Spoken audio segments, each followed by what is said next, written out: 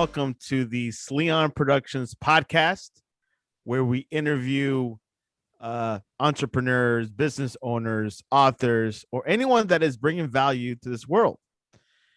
In this episode, we had Victor Biggs. He is a real estate entrepreneur. He is the vice president of business development at Exclusively Real Estate, based in South Florida.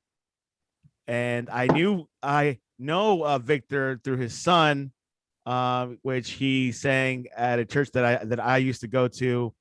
Victor, welcome to the Sleon Productions podcast. Santiago, it's a pleasure to be here. Thanks for having me.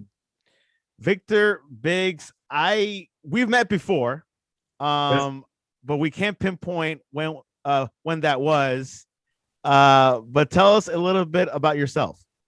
Absolutely. My name is Victor Biggs, and one of the greatest things for me personally is I'm a family man. I've got an amazing wife. I've got a son that you mentioned and a daughter. I'm really, really proud of them. They're amazing people. And one of the greatest things that I've found is that you and I have reconnected because we all connected at some point. We did some work for the community. You and my family, we were volunteers at a church that we attended. And I think we achieved some amazing things. The church had great leadership, and we were able to piggyback, you, myself, my family, and add value to the community. So what I enjoy doing above everything else is helping people reach their purpose. That's my greatest passion. And it comes from, if I can quote from Zig Ziglar, that we are engineered for success, we're designed for accomplishment, and we are endowed with the seeds of greatness. So my greatest passion in life, Santiago, is helping people find and live out their purpose in life. Victor, that's great. So tell us, let's go back in time and tell us, how did you start? How did you become an entrepreneur? It's a really, really good question. When I was in my early 20s, when most of my friends were partying, I lived in New York City. And I do recall when most of my friends were partying, I was actually importing clothing from Hong Kong, perfume from France, leather from Italy, and I did some work as well, some importing from Korea. So I guess I really was always trying to find ways to generate resources. I always felt, that people had needs, and I really wanted to be there to provide a solution for them. And at a very young age, my uncle had a very successful multi-million-dollar business in New York. And he taught me a lot about business, and I learned about leadership, made lots of mistakes there learning to manage a team of over 20. And so I learned a lot about business and entrepreneurship in my early 20s. So Victor, tell us, how did you come to Florida, and did you start off doing real estate? I mean, great question. I was living in New York City, and it was winter. And we had lots and lots of snow in New York, maybe about 2 feet of snow.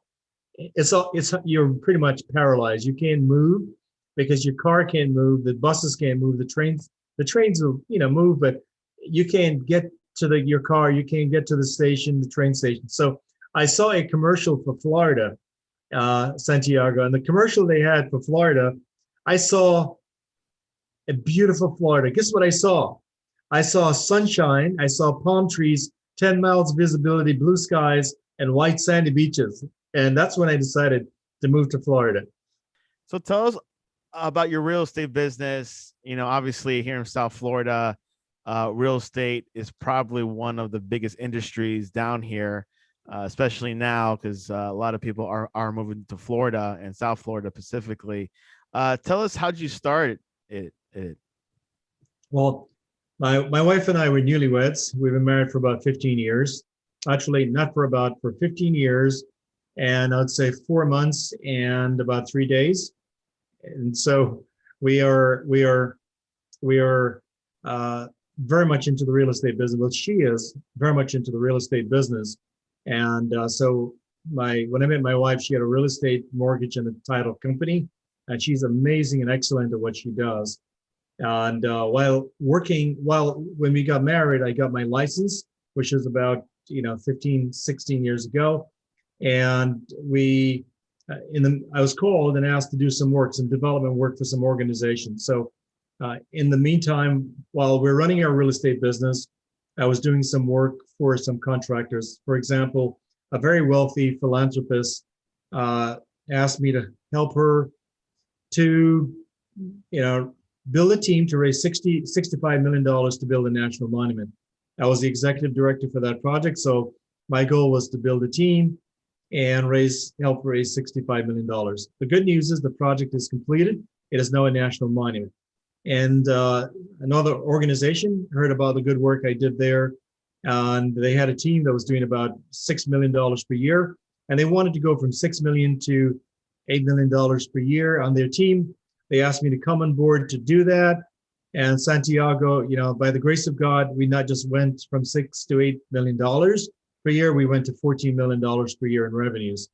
And so after that project, my wife said, you're good at helping others grow their business. We've got a real estate business. Why don't we spend some time in building our business? So that's when I really finally got full-time into our real estate business and transition. And since I've gotten involved, we've actually tripled our team and doubled our revenues, with our real estate. And this year, we're expecting to have an amazing year in real estate. So in real estate, we love doing that. And it's a purpose-driven strategy that we have in real estate. And what our strategy pretty much is, that everyone has a passion in life. You, myself, whether it's business or personal, whether it's building a family, the location you live or the location you work can frustrate you or can inspire you. So real estate for us is an opportunity to find a location that helps you inspire your purpose, whatever that purpose may be. Tell us a little bit about that purpose-driven strategy, and did you use that while working in the monument project? Surely, absolutely. What's really, really important is when you're building a business or when you're putting together a team, and I think that monuments stretched me a lot, Santiago. There is so much I wish I knew then that I have learned since then, but everything in life, nothing happens to us, it happens for us. Learning opportunity. And I think the greatest things I've learned since then is reading and trying to figure out what works best. I was able to implement some of those best things that I learned from that project into the following project, where we went from 6 million to 14 million per year. And one of the things that I've learned, how important it is to set vision and having your entire team on the same page regarding the vision and having them becoming stakeholders in that vision. And so the project really is identifying what is the vision, where's the end point, where we're trying to end up, and what are your skill sets that will fit into it.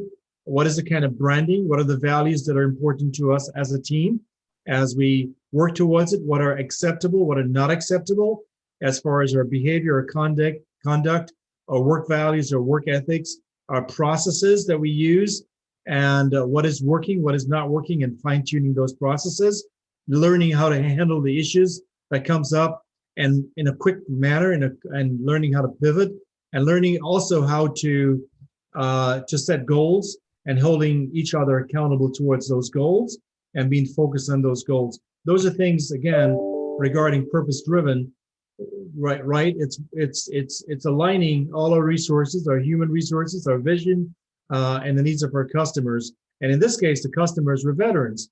We were trying to figure out how do we honor our veterans? We have lots of monuments in Washington, but none of those monuments honor those who are disabled.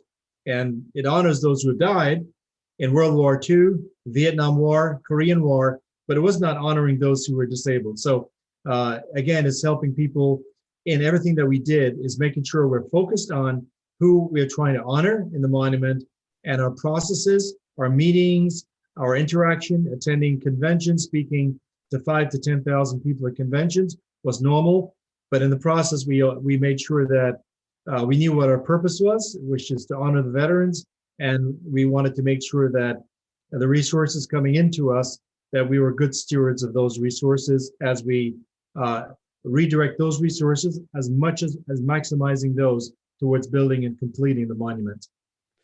You touched on team building and leading teams. I know it could be a hassle at times, but like you were saying, just trying to communicate the vision.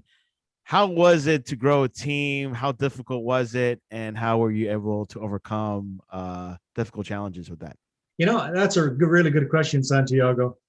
For anyone thinking about team building, one of the best books I'd recommend is by Jim Collins, Good to Great. That really influenced me a lot. And he talks about three things to look at. One, it's the right person, right? You have to make sure you have the right person. And the next thing is make sure that person that whatever their skill set is, that skill set really is ideal for the task at hand. So the task at hand is making sure they're in the right seat, right? And I believe in all my heart that everyone has greatness, and it's based on my faith. And there's a scripture that inspires me. It's Ephesians chapter 2, verse 10, which says, "We are God's workmanship created unto good works, which God had purposed before the foundations of the earth." If you remember, we had talked about Zig Ziglar. Zig Ziglar, he said, the way he said it is, we're engineered for success, we are designed for accomplishment, and we are endowed with the seeds of greatness. So when we find the right person, I've always believed that there's no person that is wrong for the job. I've always feel the job is wrong for the person. And so if someone is not working out, I would never say that person is wrong for the job. I would just say the job is wrong for that person, because we all have skill sets. So the key thing in one is finding the right person, is then finding the right seat. What is the job that is ideal for that person based on their skill set? And so the key thing is again, finding the right person, good recruiting. Two is finding out what their skill set is and finding out what tasks are best for that person. And the third thing is making sure that now we have the right person in the right seat. We then get on the bus together, which is what Jim Collins talks about, is how do we now create a vision now that we have the right team? How do we all create a vision, a unified vision that we are all on the same page as to what we want to do and how we're going to get there? And I think for teams, once you have that, it's easier to deal through the other issues that comes along with working a team. Issues such as conflicts, right? If you really know you have the right person in the right seat and agree with the vision, then you really can allow that person to share and disagree in a way that you can honor those disagreements. And I call them conflict, but they're really not conflicts. I feel they're clarifying moments where they can share and speak up and you can listen to them. That can only happen if you have trust. So if you have the right person in the right seat and is a part of the vision and they trust each other, we can then speak up, speak our mind and disagree respectfully.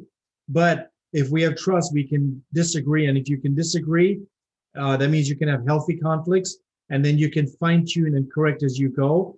And everyone is speaking up. Everyone is taking ownership. As a result, we can then address issues in a quick way, and then we can actually have results. That's something, there's a few points that I got from that, designating a person to what's best to their skill set. When one user is good with technology because he's very good technically, or a person that's good in communication, put them in the public relations part of your company. Yeah. This is hypothetically, but very important. And also going through disagreements, but the person could disagree, but also has that trust. Hey, I disagree with him, but I trust his vision, Right. and I trust his path. How important is communication to communicate with a team? Should it be done weekly? Should it be done monthly, or maybe yearly? I'd say weekly would be very, very important. And here's why. Because issues in your business, you're constantly having issues. Every single day you're having issues. And you have to deal with those issues in a very, very timely manner. And Einstein once had one of his quotes is, 97% of his time is not spent on a solution. 97% of the time is focused on the problem, right? So it's really, really important if you and your team or your organization, if you have issues, that you come together and you talk about them. You spend a lot of time trying to figure out what it is. Because a lot of times in business, we solve the symptoms, but not the problem. And if you take the time to really communicate and have open discussions, open conflicts, open dialogues, you really will get to the root of the problem, and you may realize it's a process issue that needs to be changed. Not necessarily a person issue, but a process issue. And if you fix that process issue, if you don't fix it, the problem will permeate. You'll lose customers, you lose profits. But if you are able to take the time to have open communications and be honest and look at the processes, I think you can actually get to discussing those issues, solving those issues, and coming up with solutions. And that comes through communication. And I think it's really, really important in trust that you're always thinking about trust, because whether it's your customers, and hey, if you made a mistake, to own it and correct it as quickly as you can. And so I'd say yes, having frequent meetings is really, really important. One, because once you identify what the problem is and you've solved it, you then have a task, and that task is assigned to someone. And then you have to meet frequently to see whether or not that person is addressing the task. And if they're having problems, you communicate again, what challenges they're having, what support they need, so that you can continue to move the process and your organization or your vision forward in a quality way. Besides real estate, Victor has done coaching, and specifically executive coaching. Tell us about that, and how'd you get into it? I got into it because by nature, I really care about people's vision. One of the greatest things in my life, Santiago, is as I said to you before, it's my core passion. I believe that we have so many people walking around that are not happy in what they're doing. They choose careers based on income. They choose careers based on how much money they can make from that. Well, I would say for the most part, I think we've got it all wrong. I think the most part, we're wired differently. And I think most people are not necessarily happy in their careers. Here's what I recommend. Find a need out there that you really, really, see out there, something that is constantly bothering you that you feel you need to solve, right? I say become passionate about it, right? And if your skill sets are aligned to it, you will make money. I guarantee that you will. One, because two things. Because, there's a saying about quicksand, and if I can give an analogy between a quicksand and a wellspring. A wellspring is a place you get really, really energized, okay? And a quicksand, you step in your quicksand, you sink. A lot of people are working and they're feeling frustrated. They're in a quicksand. Why? They're making the money, but it's really not what they're wired to do. And so wellspring is really when you're wired to do it, you're solving something that you're passionate about. It's no longer work. And because you're good at it, you're wired for it, your demand is going to grow because your quality is going to exceed others. So coaching for me is a way to help individuals identify, one, their purpose, their big picture vision, right? I call that, it's like going out boating. If you ever gone out boating, it's really important that you know that if you're out there in the middle of the ocean, or you want to go to a sand barge, you anchor and you leave your boat. If you don't put an anchor in, what happens to your boat? It floats away. It floats away. But if you put an anchor down, right, it doesn't matter if the boat drifts maybe 10 feet or not, it always comes back to where it's anchored. So coaching for me is to help individuals find out what is your anchor, and then help to build a life around that anchor, a life based on purpose, a life based on I would say a wellspring where they will not be just working, but they'll be doing something that they love, and it will show in their lives. Their quality of life improves, the quality of relationship improves, their financial situation improves, and you can't beat that. That you can't buy with money. What is the most common problem or issue you see from your clients when you first begin with them? I would say, one, I think most people have dreams, but I think I would call it, they have limiting beliefs, limiting things, 4 things that inhibit them. Whatever your goal is in life, I think there are 4 things that typically hold people back. It's called Gales, and in coaching we call them Gales. The G stands for gremlins. It's a voice that is telling you that you're not good enough. It never tells you that you're not good enough, Santiago, but that voice is telling you that every challenge that you have, it gives you an excuse not to do it. You procrastinate, or you want to get another degree, or you want to read some more, or you want to do some more. All it's really saying, if you look at your activities is confirming a voice that is telling you that you're not good enough, if you know what I'm saying, right? So the excuses that you make, right, is more procrastinating, but deep inside, it is coming from a place and a voice that's telling you that you're not good enough. Now, that voice, believe it or not, means well for you. For example, you're going to do a public speaking, and in that public speaking, you're afraid to do the public speaking because that voice, that gremlin is telling you, do you remember when you were in first grade or second grade or elementary and you spoke to the class and they laughed at you? That gremlin is really saying, is trying to protect you by saying, hey, they're going to laugh at you again. So be careful. So you have that fear-based decision making in whether you want to move forward. And that gremlin is there to hold you back. And so that's one of the things that hold people back. The other one is what I call A, which is assumptions that we make. We see a situation, we see an opportunity, but we make an assumption. Well, in the past, we tried to do it, it didn't work, so therefore we assume that it's not going to happen again, right? But in the past, we may have learned from it, and this time we may be better off to move forward. So the A would be the assumptions we make about opportunities, or the assumptions we make about people that we're meeting, and those things can hold us from moving forward. The other is I, which is interpretation, how we interpret things. You meet someone and they don't look you in the eye, so you think they don't trust you, or you feel that because they don't shake your hand firm enough, right? They really don't want to hire you. Well, here's one lesson that I learned many years ago. I was hiring someone, and the person I was hiring was a rock star, but she would not look me directly in the eye, and she became and I hired someone else. I learned later because of her background and her culture, you don't look someone in authority in the eye. Well, that person turned out to be an amazing superstar and worked for someone else and became a leader in her own right. She eventually ran her own company and she did well, right? Here's what I learned from that, right? I interpreted the eye-to-eye contact as being a lack of trust, but it wasn't. It was a cultural issue. The other L would be limiting beliefs. Is limiting beliefs we make. Limiting beliefs is, well, I'm a woman, therefore I'm not going to achieve it, right? They don't give these opportunities to women. Yes, women are amazing leaders. They're doing great things. And we wish we have more women leaders around they're doing amazing things, and they bring unique perspectives and drives to organization. And so limiting beliefs, saying, for example, I'm a certain culture or whatever those limitations are, or I don't have a degree.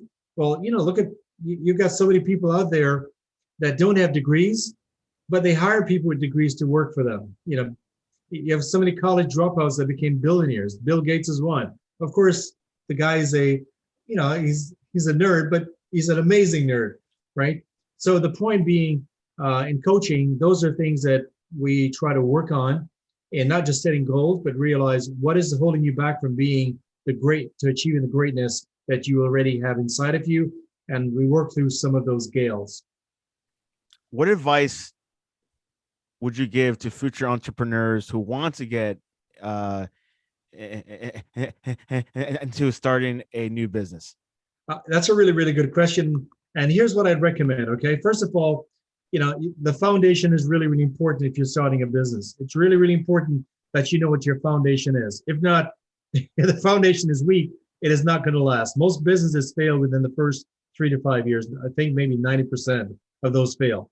So it's really, really important. There's so many things that you have to do. You have to know what your product, your services, your capabilities, what kinds of revenues that you want, where's your market, who's your target audience, who are you going to partner with, what is your personal strength, what kind of infrastructure that you want to put in place for yourself. And so, in doing that, I would say it's really, really important that you know that most businesses start with lots and lots of ideas, Santiago, but it's really important that you take those multiple ideas and you narrow them down, and you take your raw ideas and you write them down, all your ideas, you write them down, and then you think through them. The next one is you look at which one really is in line with again, we talked about your anchor. It's really important what you know what your anchor is, first of all. And that I'd say that's the most important thing. Find out where your anchor is. And I help that with a vision board, and we do workshops on creating your anchor. Once you have your anchor and knowing what your core values are, you then look at your ideas and then you align that with your core values, with your anchor, where you want to be, right? What resources that you have, what is your top priorities in life. And once you do that, I would say then they're pretty much some things that I'd strongly recommend that you put together in creating your big picture vision. And what I'd say that there are 8 things that I'd recommend that you do in creating your work as an entrepreneur. One is your vision and your purpose, right? Your vision, your purpose is really, really important.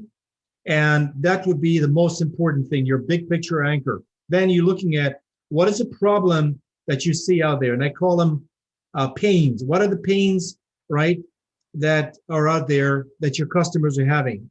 And what is your painkiller? What is the solution that you offer, right? So the first and most important is your vision and your purpose. The second would be the problems, identifying with the problems and the pains out there that you're trying to solve. The third issue was, what is the solution that you're bringing? What is the painkiller that you're bringing? The fourth would be, who are the customers and knowing who they are, right? And then the next one would be the channels. The channels would be pretty much where would you get your message out, right?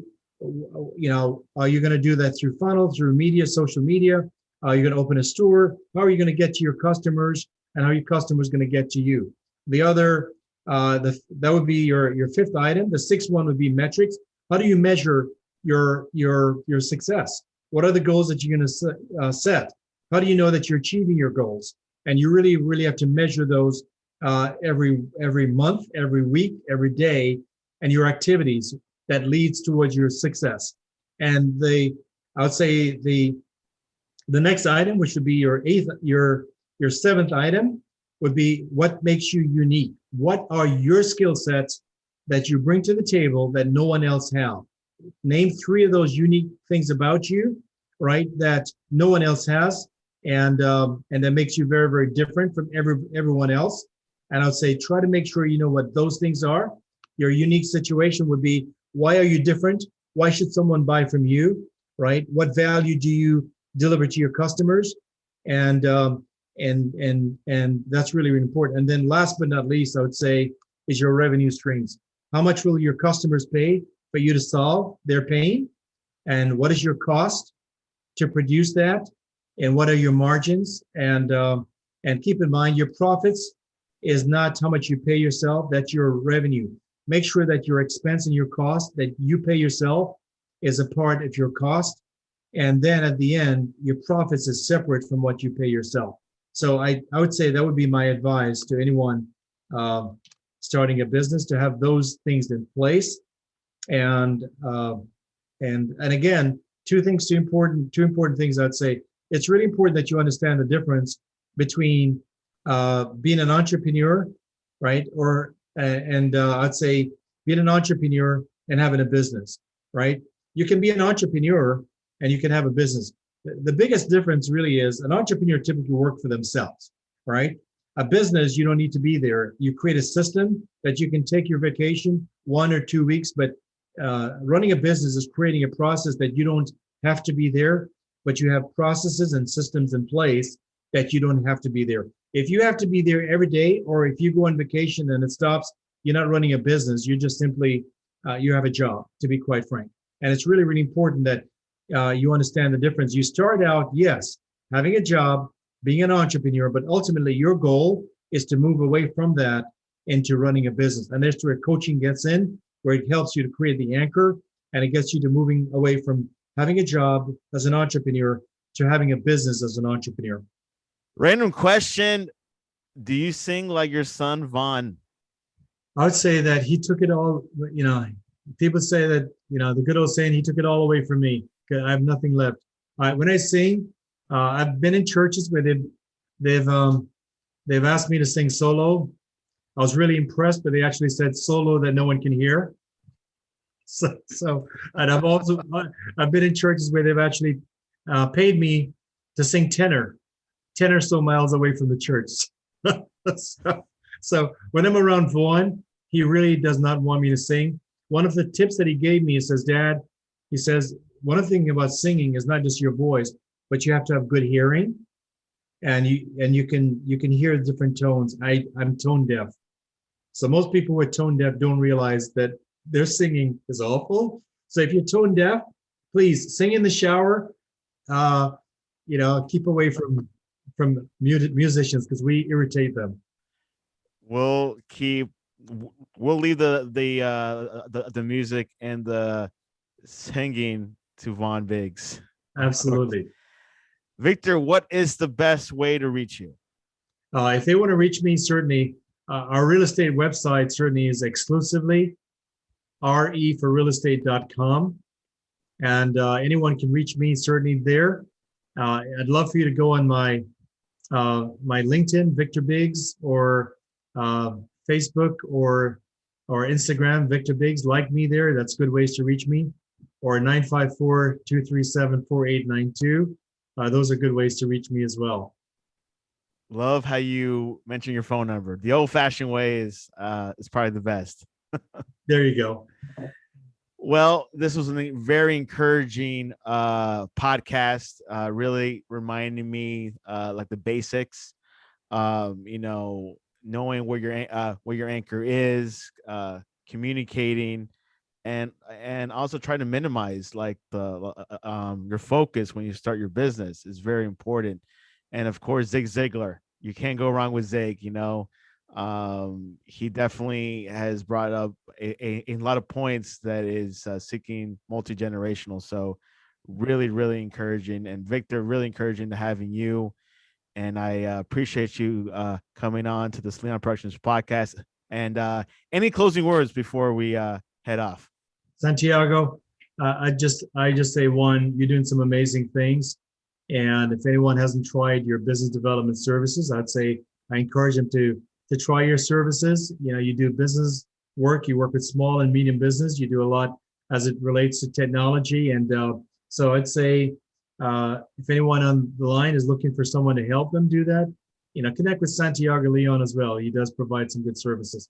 Again, I'll say to everyone out there that listened to us today, I just wish that you have an amazingly fantastic life. And just remember, live a life on purpose, and you will have a more purposely, amazingly fantastic life. Victor Biggs, I appreciate you coming on to the Sleon Productions podcast. Thanks for having me.